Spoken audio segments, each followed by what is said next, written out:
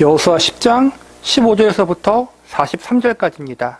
이스라엘을 위하여 싸우셨으므로. 지난 시간에는 기브온 주민들을 구원하기 위한 전쟁에 대한 말씀을 배웠습니다. 가나안 원주민이었던 기브온 주민들이 이스라엘 백성들과 평화 조약을 맺었다는 소식을 듣자 당시 가나안 남부 지방에 터를 잡고 있었던 아모리의 5왕이 큰 위기의식을 느끼게 됩니다. 이스라엘 백성들과 기브온이 힘을 합쳐 자신들을 공격하면 큰 위협이 되기에 아모리의 5왕들은 연합군을 형성해서 기브온 주민들을 공격하기로 합니다. 5왕들의 연합군이 기브온 도시를 향해 전쟁을 시작했고 이들이 워낙 강했기 때문에 기브온 주민들은 멸망을 당할 위기에 처하게 됩니다. 그래서 급하게 자신들과 화친 언약을 맺은 이스라엘 백성들에게 도움을 구하게 됩니다. 비록 거짓말로 화친을 맺었지만 그래도 하나님의 이름으로 맹세했기 때문에 여호수아와 이스라엘 백성들은 그들의 도움을 외면하지 않고 급하게 군사를 보내어 뒤에서 적들을 급습합니다. 하나님께서는 이 전쟁 가운데 초자연적으로 개입하셔서 하늘에서 우박이 내리게 하시며 해와 달이 멈추어 적들을 모두 섬멸할 때까지 낮이 지속되도록 하는 기적적인 역사를 경험케 하셨습니다. 이러한 하나님의 간섭하심으로 인해 5왕의 연합군은 전쟁에서 패배하게 되었다는 것이 지난 시간에 배웠던 1절부터 14절까지의 내용입니다. 오늘 우리가 배우게 될 말씀은 15절부터 43절까지의 내용입니다. 기브온 주민들을 공격하던 5왕의 연합군은 여호수아의 군대에 의해서 모두 패배하게 되었고 이 기세를 모아 여호수아는 5왕의 본거지까지 쳐들어가서 모두 점령했다는 내용이 오늘 우리가 배울 본문의 내용들입니다. 우리는 오늘 전쟁의 과정과 승리 속에 다음과 같은 교훈을 배울 수 있습니다. 첫 번째로 하나님 백성은 상과 타협해서는 안 됩니다. 16절부터 27절까지는 기브온 전쟁의 주범인 아모리의 5왕을 처리하는 내용이 나와 있습니다. 본문 16절과 17절을 보시기 바랍니다. 그 5왕들이 도망하여 막게다의 굴에 숨었더니 어떤 사람이 여호수아에게 고하여 이르되 막게다의 굴에 그 5왕들이 숨은 것을 발견하였나이다 하니 기브온 전쟁에서 패배한 5왕들이 동굴에 숨어 있다는 소식을 여호수아가 듣습니다. 비록 지금 전쟁에 승리했지만 아직 적들의 본거지와 적들의 성읍들을 모두 점령한 것은 아니었습니다. 왕들이 살아있다는 것은 아직 패배하여 도망친 적들이 다시 한번 전열을 가다듬고 반격할 수 있는 위험성이 남아있다는 것입니다. 전쟁의 결정적인 승리는 적의 지도자를 잡아야 이루어지는 것입니다. 운이 좋게 왕들이 도망쳤지만 하나님께서는 숨어있는 왕들을 발견케 하시어 한시한 장소에서 모두 잡을 수 있도록 섭리하여 주셨습니다. 이어지는 18절과 19절을 보시기 바랍니다. 여호수아가 이르되 굴 어귀에 큰 돌을 굴려 막고 사람들을 그 곁에 두어 그들을 지키게 하고 너희는 지체하지 말고 너희의 대적의 뒤를 따라가고 그 후군을 쳐서 그들이 자기들의 성읍에 들어가지 못하게 하라. 너희 하나님 여호와께서 그들을 너희 손에 넘겨 주셨느니라 하고 도망가는 적들을 어느 정도 처리한 뒤에 여호수아는 다시 5왕을 가두고 있는 동굴로 와서 그들을 끌어냅니다. 그리고 그들과 어떠한 타협도 하지 않고 모든 가나안 원주민들을 멸절하라는 하나님의 말씀에 순종하여 왕들을 모두 처형해버립니다. 왕들을 잡아 가나안 전쟁을 유리하게 이끌 수도 있었습니다. 그들을 전쟁 포로로 활용할 수도 있었습니다.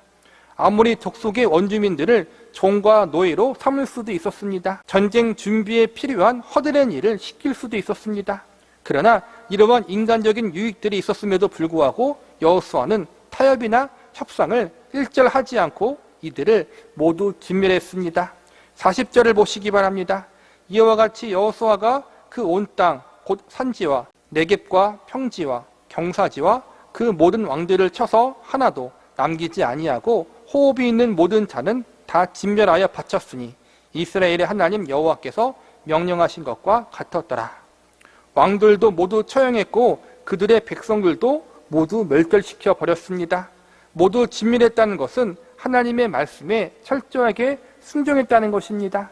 당시 가나안 땅의 문화가 하나님 보시기에 너무나도 타락하고 부패했기 때문에 그들이 살아남으면 이스라엘 백성들까지도 그 악한 문화에 물들고 두고두고 이스라엘 백성들을 괴롭힐 것을 아셨기 때문에 하나님은 철저하게 그들과 타협하지 말고 살려두지 말라고 명령을 내리십니다. 우리도 오늘의 여호수아의 모습과 태도를 본받아야 합니다. 아모리 족속은 오늘날 죄의 세력을 상징하기도 하고 세상을 상징하기도 합니다. 내가 조금만 타협하면 세상에서 조금 더 편안하게 살 수도 있고 지금보다 더 많은 이익들을 남길 수도 있습니다. 그러나 그것이 하나님의 뜻이 아니라면 우리는 손해를 감수하고서라도 끊을 것은 끊을 수 있는 믿음의 결단이 필요합니다. 오늘 본문과 비슷한 이야기가 나중에 이스라엘의 초대왕 사울에게도 일어납니다. 하나님은 아말렉 족속들을 모두 멸절하라는 명령을 사울 왕에게 내리셨는데 사울 왕이 자신의 명예와 인기를 높이기 위해서 전쟁에서 이기나 아말렉 왕을 살려두고 아말렉 소유의 가축들도 살려두어 전리품으로 가져옵니다. 이 과정 가운데 가축들을 챙기느라 도망간 아말렉 사람들을 다 잡지 못하는 일이 벌어지는데 이 일 때문에 나중에 이스라엘 백성들이 두고두고 큰 곤욕을 치르기도 합니다. 살아남은 아말렉 사람들의 자손은 수백 년 동안 지속적으로 이스라엘 자손들을 괴롭히는 일을 진행합니다. 사도 왕도 결국 아말렉 족속의 후손에 의해서 죽임을 당하게 되는 비극을 맞게 됩니다. 사울 왕의 작은 타협이 이스라엘 후손들을 오랜 시간 동안 고통스럽게 만든 것입니다. 우리의 작은 타협이 우리뿐만 아니라 우리의 자녀들에게도 좋지 않은 영향력을 줄 수 있다는 사실을 알아야 합니다. 저와 여러분 모두 타협하지 않았던 여호수아의 모습을 본받을 수 있기를 바랍니다. 사울 왕과 같은 실수를 하지 마시기 바랍니다. 두 번째로 하나님의 백성은 하나님 말씀에 지속적으로 순종해야 합니다. 28절부터 마지막 43절은 다섯 왕이 다스렸던 영토와 그 주변의 성읍들을 어떻게 점령했는가에 대한 내용이 기록되어 있습니다. 여기서 보면 아모리의 다섯 왕의 영토 외에 주변에 있던 다른 왕과 그들의 성읍까지 전부 점령한 것을 볼 수 있습니다. 28절에서는 막게다 성읍을, 29절에서는 림나 성읍을, 31절에서는 라기스 성읍을, 34절에서는 에글론 성읍을, 36절에서는 헤브론 성읍을, 38절에서는 드빌 성읍을 공격하여 점령하는 장면이 나옵니다. 이처럼 이스라엘 백성들은 승리를 거두되 완전한 승리를 거두었습니다. 어떤 성읍은 하루가 걸리고 어떤 성읍은 이틀이 걸리는 차이가 있었지만 올라가는 곳마다 승리를 경험했다고 나와 있습니다. 오늘의 승리는 이스라엘이 잘나서 이긴 것이 아닙니다. 본문 30절을 보시기 바랍니다. 여호와께서 또 그 성읍과 그 왕을 이스라엘 손에 붙이신지라 칼날로 그 성읍과 그 중에 모든 사람을 쳐서 멸하여 한 사람도 남기지 아니하였으니 그 왕에게 행한 것이 여리고 왕에게 행한 것과 같았더라. 여기서 보니까 하나님께서 그 성읍과 그 왕을 이스라엘 손에 붙이셨다고 나와 있습니다. 이어지는 32절에서 보면 하나님이 적들을 이스라엘 손에 넘겨주셨다고 나와 있습니다. 즉 모든 전쟁들 가운데 하나님이 이스라엘 백성들이 이기게 역사하셨다고 증거하고 있는 것입니다. 더욱 놀라운 것은 한 사람도 남기지 않고 멸했다는 말씀이 반복된다는 것입니다. 아무리 큰 전쟁이라 할지라도 몇 사람은 도망갈 수 있습니다. 소수의 사람은 살아남기 마련입니다. 그런데 어떻게 된 일인지 이번 전쟁에서는 아무도 이스라엘 백성들의 손을 빠져나간 사람이 없습니다. 하나님의 특별한 간섭이 있었기 때문에 한 사람도 남기지 않고 진멸할 수가 있었던 것입니다. 참으로 많은 성읍들과 군사들을 상대했지만 하나님은 모든 싸움에서 승리를 허락하여 주셨습니다. 성읍을 점령하면서 지속적으로 반복된 말이 나오는데 그것은 바로 행한 것과 같았더라라는 말씀입니다. 이 말씀은 앞서 이스라엘 백성들이 점령하여 진멸했던 다른 성읍들처럼 이번 성읍들도 동일하게 모두 진멸되었다는 말입니다. 이 말씀은 두 가지를 의미합니다. 하나는 이스라엘 백성들이 예외 없이 모든 아모리 성읍의 사람들을 진멸했다는 의미가 있고 또 하나는 하나님이 예외 없이 모든 아모리 성읍의 사람들을 진멸할 수 있도록 역사하시고 섭리하셨다는 것입니다. 이스라엘 백성들 편에서는 그들이 하나님의 말씀을 철저하게 지킨 것이고 하나님 편에서는 하나님의 백성들을 하나님이 끝까지 지속적으로 승리할 수 있도록 도우시고 이끄셨다는 의미를 가지고 있습니다. 승리의 원인은 하나님의 역사하심에 있었습니다. 그러나 하나님은 그냥 승리를 주신 것이 아니라 이스라엘 백성들의 순종을 통해서 완벽한 승리를 허락하여 주셨습니다. 이스라엘 백성들은 하나님의 도우심과 역사하심을 경험했고 하나님이 끝까지 이스라엘 백성들과 함께 하시어 전쟁에서 승리케 하여 주심을 체험했습니다. 남부 지역의 모든 아모리 사람들을 진멸할 수 있었습니다. 하나님은 처음 한 번만 승리를 주신 것이 아닙니다. 한두 성읍만 이기게 하신 것이 아니라 모든 아모리 족속의 성읍들을 점령하게 하시고 승리케 하셨습니다. 이것은 이스라엘 백성들이 잘해서가 아니라 하나님께서 이 전쟁을 주관하셨기 때문입니다. 하나님이 이번 전쟁을 끝까지 책임져 주셨습니다. 가나안 땅으로 이스라엘 백성들을 이끄신 하나님, 요단강을 건너게 하시고 여리고성과 아이성을 이기게 하신 하나님, 그 하나님은 여기서 멈추지 않고 끝까지 승리를 보장하여 주셨습니다. 전쟁의 승리는 하나님께 달려 있습니다. 우리가 하나님만 전적으로 의지하고 신뢰한다면 하나님께서는 지속적인 승리를 우리에게 허락하여 주십니다. 하나님은 한 번만 우리를 도와주시고 끝나는 분이 아니십니다. 하나님은 우리의 삶을 지속적으로 간섭하시고 영원히 간섭하심으로 승리의 삶을 살기를 원하시는 분이십니다. 우리는 이러한 하나님의 마음과 계획을 온전히 알고 하나님을 철저하게 의지하고 그분의 말씀과 뜻에 온전히 순종하는 사람들이 되어야 합니다. 세 번째로 하나님의 백성 가운데 하나님이 함께 계신다는 사실을 잊지 말아야 합니다. 이스라엘 백성들은 큰 승리를 거두었습니다.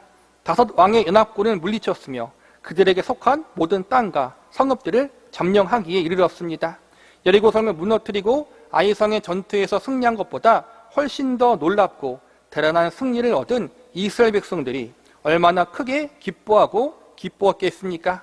그러나 여기서 이스라엘 백성들이 더 놀라워하고 기뻐해야 하는 사실이 있었는데 그것은 바로 하나님이 이스라엘 백성들을 위해서 싸우셨다는 것입니다. 본문 42절을 보시기 바랍니다. 이스라엘의 하나님 여호와께서 이스라엘을 위하여 싸우셨으므로 여호수아가 이 모든 왕들과 그들의 땅을 단번에 빼앗으니라. 여기서 보니까 이스라엘 백성들이 이 모든 전쟁에서 승리할 수 있었던 이유가 여호와께서 그들을 위하여 싸우셨기 때문이라고 증거하고 있습니다. 여호수아의 전략이 뛰어났거나 이스라엘 백성들의 용기가 용맹했기 때문이 아니라 전적인 하나님의 도우심이 있었기에 승리할 수가 있었다는 것입니다. 하나님이 이스라엘 백성들을 위해서 싸우셨다는 것은 하나님이 이스라엘 백성들 가운데 함께 하셨다는 말씀과도 같습니다. 전쟁을 나갈 때 분명 여호수아가 앞장서고 이스라엘 백성들이 그 뒤를 따라 전쟁에 임했을 것입니다. 그러나 실제로 하나님이 여호수아보다 앞서 나가셨고 이스라엘 백성들 가운데 그들이 승리할 수 있도록 그들 가운데 역사하시고 섭리하고 계셨습니다. 이 전쟁은 이스라엘 백성들만의 전쟁이 아니라 하나님의 전쟁이었던 것입니다. 하나님이 친히 개입하시고 간섭하시며 앞장서시며 참여하셨던 하나님의 전쟁이었던 것입니다. 흥미로운 것은 오늘 본문이 포함된 여호수아 10장과 다른 장인 11장을 보면 전쟁을 하면서 단 한 번도 언약궤에 대한 내용이 언급되어 있지 않았다는 것입니다. 여호수아 초반부에 보면 요단강을 건널 때 언약궤가 앞장섰고 요단강이 갈라지는 사건의 항복판에 언약궤가 위치하고 있었습니다. 또 여리고성을 점령할 때도 언약궤가 함께 성을 돌면서 이스라엘 백성들의 시선과 마음의 중심점이 되어 주었습니다. 그리고 그린심산과 에발산에서도 하나님 말씀을 선포하고 응답하는 과정 가운데에서도 언약궤가 이 의식의 중심부에 자리 잡고 있었습니다. 언약궤는 하나님의 임재를 상징하는 성물입니다. 하나님이 이스라엘 백성들 가운데 함께 계시다는 사실을 보여주는 물건입니다. 하나님은 이 언약궤를 가나안 땅에 들어가는 과정 가운데 중요한 사건이 있을 때마다 그 사건의 중심에 위치하게 하심으로 하나님이 그들과 함께하고 있다는 사실을 알려주시고 이스라엘 백성들이 하나님만 바라보고 의지할 수 있는 역할로 사용하셨습니다. 그런데 가나안 땅 정복의 가장 중요한 사건, 가장 큰 전쟁들이 일어난 여호수아 10장과 11장에 보면 언약궤에 대한 언급이 나와 있지 않고 언약궤가 등장하지 않는다는 사실을 발견하게 됩니다. 가나안 땅 정복 전쟁을 지속하면서 이스라엘 백성들의 본지는 길갈이라는 장소에 있었습니다. 쌀 수 있는 성인 남자들은 전쟁에 나가고 나머지 여자들과 아이들은 길갈에 머물러 있었던 것입니다. 아마 언약궤는 길갈 본진에 남겨져 있었던 것 같습니다. 하나님은 중요한 순간마다 언약궤를 함께 대동하게 하셨는데 가장 중요한 오늘의 전쟁에서는 대동하지 않았습니다. 이것은 무엇을 의미하는 것입니까? 이제는 하나님의 임재의 상징인 언약궤가 없어도 이스라엘 백성들이 하나님을 바라보고 의지하는 성숙한 백성들이 되어야 하는 시기라는 것입니다. 믿음이 연약할 때에는, 성숙하지 못할 때에는 하나님이 눈에 보이도록 인도하시고 역사하시는 방법을 많이 사용하십니다. 언약궤는 눈으로 보이는 물건입니다. 이 언약궤를 볼 때마다 이스라엘 백성들은 하나님이 우리와 함께 하시는구나, 이러한 사실을 깨달았을 것입니다. 언약궤는 일종의 이스라엘 백성들을 교육시키는 교육의 도구였다고 할 수 있습니다. 어린 아이를 공부시킬 때 가장 많이 사용되는 것이 사진과 그림입니다. 꽃과 나무를 설명할 때 아무리 말로 설명해도 아이들은 알아듣지 못합니다. 동물의 종류를 아주 구체적이고 상세하게 설명해도 아이들은 모릅니다. 그런데 사진과 그림을 보여주면서 이게 꽃이고 나무야, 이게 어떤 동물이야 라고 알려주면 대번 알아듣습니다. 이렇게 어린 아이들에게는 사진이나 그림을 보여주면서 이것이 무엇인지 설명해 주는 것이 가장 효과적입니다. 언약궤가 바로 이스라엘 백성들에게는 이러한 교육 방편이라고 할 수 있습니다. 선생 되시고 교사 되시는 하나님이 언약궤를 보여주시면서 어린아이 같은 우리에게 하나님이 함께 하신다는 사실을 배울 수 있도록 하나님이 교육시키신 것입니다. 그러나 이제는 어린아이가 성장하면 굳이 그림이나 사진이 아니더라도 꽃과 나무, 동물의 이름을 말하면 머릿속으로 그것이 무엇인지 생각하고 압니다. 영적으로 어린아이와 같은 이스라엘 백성들은 눈에 보이는 언약궤를 통해서 하나님을 의식했습니다. 그래서 중요한 순간마다 이 언약궤가 그들과 함께 있는 것을 보면서 용기를 내었습니다. 그러나 이제는 하나님께서 언약궤를 대동하지 않고 이스라엘 백성들을 교육시키십니다. 이제는 언약궤가 눈에 보이지 않아도 내가 너희와 함께하고 있다는 사실을 너희가 알아야 해. 그래서 중요한 순간마다 언약궤를 대동하셔서 하나님이 이 사건, 이 순간, 이 전쟁 가운데 우리와 함께 하시는구나, 이러한 사실을 알게 하시어 위로와 격려를 주시고 용기를 주셨습니다. 그런데 지금까지는 중요한 순간마다 언약궤를 대동케 하셔서 하나님이 이 사건, 이 순간, 이 전쟁 가운데 우리와 함께 하시는구나라는 사실을 알게 하시어 위로와 격려를 주시고 용기를 주셨습니다. 그런데 가나안 정복의 가장 중요한 전쟁들이 일어났을 때에는 언약궤를 길갈에 놔두고 왔습니다. 과거에는 중요한 순간마다 눈에 보이도록 하나님이 이끄셨고 눈으로 보이는 상징물과 기적의 사건들로 이스라엘 백성들을 인도하셨지만 이제는 이러한 것들을 사용하지 않아도 될 시기가 왔던 것입니다. 이제는 눈에 보이는 언약궤가 그들 가운데 없지만 하나님께서 그들과 함께하고 계시다는 사실을 아는 성숙한 자리에 서야 할 때가 온 것입니다. 언약궤가 없지만 하나님은 그들과 함께 하셨고 다섯 왕과의 전쟁에서 승리케 하셨습니다. 다섯 왕이 통치했던 가나안 남부지방을 모두 점령했습니다. 이 모든 것은 하나님이 그들 가운데 함께 하셨고 전쟁을 승리케 하셨다는 사실을 알려주는 증거입니다. 언약궤가 없는 가운데서도 하나님이 그들과 함께 하신다는 사실을 아는 것이 왜 중요합니까? 하나님은 시간과 공간에 제약받는 분이 아니라는 사실을 그들이 알아야 했기 때문입니다. 하나님은 성막에만 계신 분이 아니요 언약궤가 있는 곳에만 계신 분이 아니라는 사실을 알아야 합니다. 아간이 범죄한 이유가 무엇입니까? 은밀한 중에 행한 것을 하나님이 모르실 줄 알았던 것입니다. 아간에게 있어 하나님은 시간과 공간에 제약받는 그러한 분이었던 것입니다. 그러나 하나님은 시간과 공간에 제약받지 않으시고 택하신 하나님 백성들의 삶과 인생의 한복판에 그들과 함께 하시는 하나님이십니다.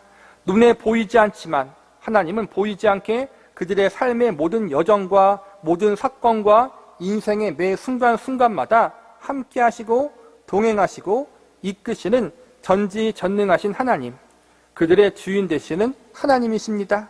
이 사실을 아간은 몰랐기 때문에 범죄한 것입니다.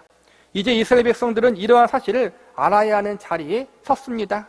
가나안 땅 정복 전쟁을 통해서 하나님이 그들을 위해서 싸우시고 있다는 사실을 배우고 이를 통해서 하나님이 그들의 삶의 한복판에 함께 하시는 분임을 배우게 됩니다. 저와 여러분도 마찬가지입니다. 하나님은 저와 여러분의 삶의 한복판에 우리와 함께 하시고 계십니다. 큰 사건이 있을 때, 큰 체험이 있을 때에만 함께 하시는 것이 아니라 언제 어디서나 우리와 함께 하십니다. 우리는 큰 은혜의 체험이 없을 때라도, 큰 기적의 사건이 없을 때에도 늘 우리와 함께 하고 계시는 하나님, 우리의 인생 가운데 나와 동행하시는 하나님을 일상의 평범한 속에서 깊이 알아가고 만날 수 있는 사람들이 되어야 합니다. 말씀을 마무리하겠습니다. 여호수아 11장 19절과 20절에 보면 다음과 같은 말씀이 나옵니다. 기브온 주민 시 족속 외에는 이스라엘 자손과 화친한 성읍이 하나도 없고 이스라엘 자손이 싸워서 다 점령하였으니 그들의 마음이 완악하여 이스라엘을 대적하여 싸우러 온 것은 여호와께서 그리하게 하신 것이라. 그들을 진멸하여 바치게 하여 은혜를 잊지 못하게 하시고 여호와께서 모세에게 명령하신 대로 그들을 멸하려 하심이었더라. 여기서 보니까 기브온 주민들만 제외하고 나머지는 모두 진멸하였다고 나와 있습니다. 그리고 진멸당한 성읍들은 마음을 완악하게 하여 은혜를 잊지 못하게 하나님이 그렇게 하셨다고 나와 있습니다. 반대로 말하자면 기브온 주민들은 마음이 완악하지 않았기 때문에 은혜를 입은 것입니다. 다시 바꾸어 말하면 하나님이 기브온 주민들의 마음을 움직여 주셨다는 것입니다. 기브온 주민들의 마음이 완악하지 않게 하여 하나님께 나올 수 있도록 은혜를 내려주신 하나님, 이스라엘 민족이 치열한 전쟁 속에서 패배하지 않고 지속적으로 승리케 하신 하나님, 그 하나님이 우리가 믿고 섬기는 하나님이심을 믿으십니까? 기브온 주민들은 어찌 보면 이제 막 하나님의 은혜로 구원받은 초신자들이라고 할 수 있습니다. 여호수아와 이스라엘 백성들은 이제 어느 정도 신앙생활을 한 성도들이라고 할 수 있습니다. 우리에게 제일 중요한 것은 구원입니다. 하나님의 은혜 가운데, 우리의 마음 가운데, 하나님의 은혜로 우리의 마음 가운데 상한 심령을 허락하여 주셔서 회개하고 하나님께 돌아와 하나님의 백성이 되게 해주셨다면 영적인 전쟁이 우리를 기다리고 있습니다. 가나안의 정복은 구원에 대한 문제는 아니지만 우리의 영적인 성장에 관한 중요한 문제입니다. 구원도 하나님의 전적인 은혜였고 전쟁의 승리도 하나님의 전적인 도우심과 은혜입니다. 물론 은혜라고 해서 우리가 아무것도 안 하는 것이 아닙니다. 하나님 말씀과 그분의 주권에 우리가 마땅히 기쁨으로 자발적으로 순종하고 복종하려는 자세는 필요합니다. 영적인 전쟁은 한두 번에서 끝나지 않고 지속적으로 이어집니다. 지속적인 영적인 전쟁에서 제일 중요한 것은 하나님을 철저하게 의지하는 것이고 동시에 그 의지하는 마음과 태도로 세상과 타협하지 아니하고 하나님 말씀대로 순종하며 살아가고자 하는 의지적인 결단과 결심, 행동이 필요합니다. 우리의 복종과 우리의 순종을 요구하시는 하나님 앞에 우리는 마음을 완악하게 해서는 안 됩니다. 제일 중요한 우리의 마음 자세는 우리의 복종과 순종 이전에 하나님의 은혜가 먼저 있었다는 사실을 믿는 것입니다. 하나님이 먼저 우리를 위해 싸우셨습니다. 하나님이 우리 가운데 먼저 함께 하셨습니다.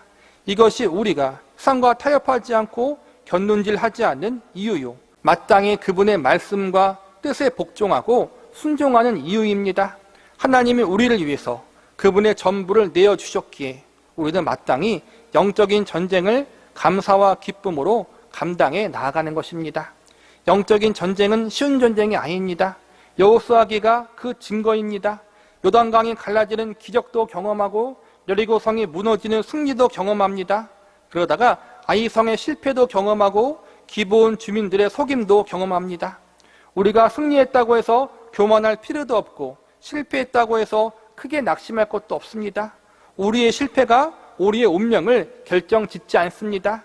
우리의 운명은 이미 하나님께 붙잡힌 바 되어 있습니다. 우리의 운명은 하나님이 우리를 위해 싸우시기에 우리는 궁극적으로 최후 승리를 경험하게 될 것입니다. 우리는 이 영적인 싸움이 승리를 위한 것이기도 하지만 동시에 이미 하나님이 승리하셨으므로 우리는 영적인 싸움을 통해서 하나님 앞에 성숙하게 성장하고 자라나는 훈련을 잘 받으면 되는 것입니다. 우리의 신앙생활의 핵심과 본질이 이것에 있습니다. 승리는 하나님이 하셨습니다. 우리는 이미 승리하신 길을 걸으며 넘어지고 실패하면서도 최후에는 승리를 얻게 될 것입니다. 스포츠 경기를 예를 들어 설명하겠습니다. 단체 경기에서 한 선수가 잘못하면 그 팀이 질 수도 있습니다. 가장 좋은 예로 축구 경기를 들자면 축구 경기에서 자책골을 넣으면 어떻게 되겠습니까? 그 팀이 질 수도 있는 것입니다. 그런데 다른 선수들이 이를 만회해서 승리한다면 어떻게 되겠습니까? 자책골을 넣은 선수도 승리의 선수가 되는 것입니다. 승리자의 편에 속해 있다면 못해도 실수해도 승자가 되는 것입니다.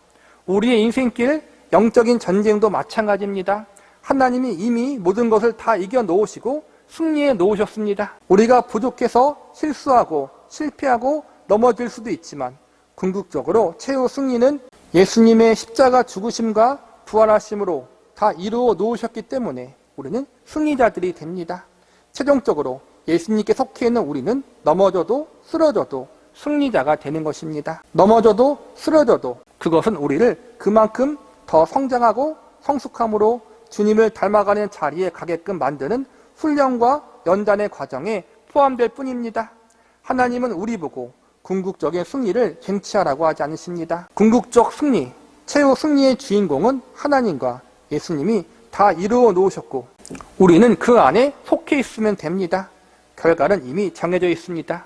우리는 그 길을 가면서 시행착오를 겪으며 주님을 닮아가는 성화된 존재로 잘 교육받고 연단받고 훈련받는 일을 잘 감당하면 됩니다. 본문 42절을 다시 한번 보시기 바랍니다. 이스라엘의 하나님 여호와께서 이스라엘을 위하여 싸우셨으므로 여호수아가 이 모든 왕들과 그들의 땅을 단번에 빼앗으니라. 오늘의 말씀처럼 오늘의 설교 제목처럼 하나님이 예수님이 우리를 위해 싸우셨으므로 우리는 이미 승리자입니다. 이스라엘 백성들은 광야에서 가나안 땅에서 많은 실수와 실패를 경험했습니다. 그러나 결국 광야를 나와 가나안 땅을 정복했습니다. 결과는 이미 정해져 있습니다. 얼마나 우리가 잘 하나님의 교육 스케줄과 계획대로 목적대로 뺑뺑이를 많이 돌지 않고 잘 훈련받고 잘 교육받아 잘 졸업하면 되는 것입니다. 우리에게 주어진 삶의 자리에서 잘 교육받고 잘 훈련받고 잘 연단받아 하나님이 원하시는 성화된 모습으로 우리 인생을 잘 졸업하는 저와 여러분이 되시기를 바랍니다.